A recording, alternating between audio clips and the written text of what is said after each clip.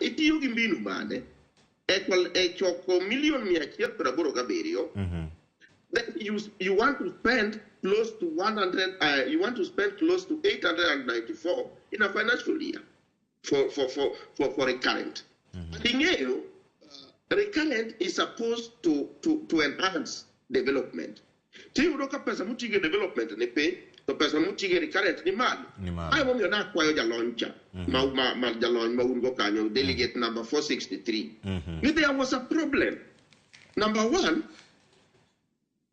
county assemblies should have full autonomy.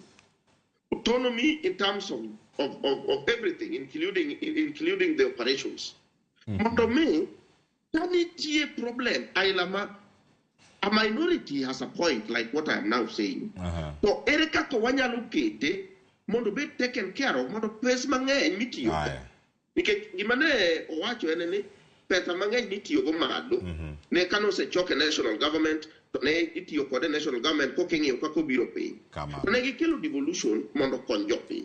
So the only thing Manyako team, you could evolve that no one could evolve functions, could evolve the power by enhancing and may autonomy the county assemblies. Interfered with the executive. Mheshimiwa Jojo Omamba irokamana ya kumelereo makare. Yenadia ne county makisumu anakanyo kod Gado Lima. Mheshimiwa Gado Lima, magmidiero moko ko counties mopogore opogore. Winjo kanyo pot gi pak muchiune county makisumu. Wuoth en mana marom